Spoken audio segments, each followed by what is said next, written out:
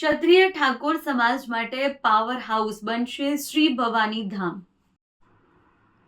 યુવા ક્ષત્રિય સેના દ્વારા શ્રી ભવાની ધામ નિર્માણનો સંકલ્પ 18 જાન્યુઆરીથી ભવ્ય યાત્રાનું આયોજન।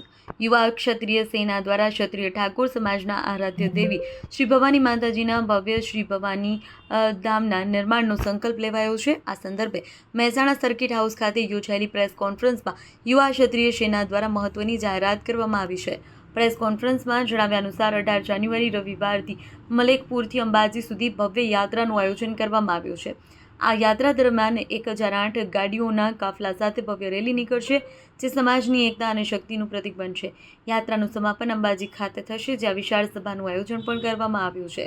યુવા ક્ષત્રિય સેના દ્વારા વર્ષ 2011થી શ્રી ભવાની ધામના નિર્માણના સંકલ્પ સાથે વિવિધ યાત્રાઓ અને કાર્યક્રમોનું આયોજન કરવામાં આવી રહ્યું છે। પ્રસ્તાવિત શ્રી ભવાની ધામને ક્ષત્રિય ઠાકોર સમાજ માટે સામાજિક, શૈક્ષણિક, આર્થિક તથા રાજકીય પાવર હાઉસ તરીકે વિકસાવવાની દ્રઢ પ્રતિબદ્ધતા વ્યક્ત કરવામાં આવી છે। ચેતન પટેલ, મહેસાણા। અભિજીતભાઈ, આ ભવાની ધામમાં સંકલ્પ યાત્રા યોજાઈ છે, કેવી રીતે યાત્રા યોજાશે અને ક્યાંથી ક્યાં સુધી યોજાશે?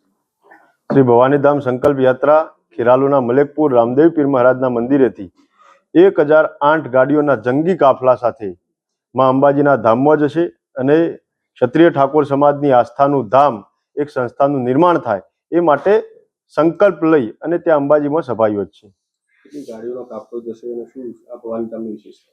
ક્ષત્રિય સમાજ વતીથી 1008 ગાડીઓનો લક્ષ્ય નિર્ધારિત કરવામાં આવ્યો છે, પણ 1008થી પણ વધુ ગાડીઓના જંગી કાફલા સાથે આ યાત્રા યોજાશે। ક્યાં ભવાની ધામ નિર્માણ પામી રહ્યું?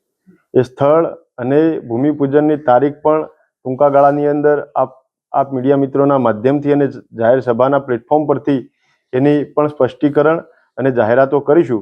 પણ હાલ પૂરતા આ ભવાની ધામ સંકલ્પ યાત્રા યોજી અને સમાજમાં એક ચેતના અને ઉર્જા લાવવા માટે કાર્યરત છીએ। ખાસ સમાજને એક તાંતણે બાંધવાની વાત કરી રહ્યા છે।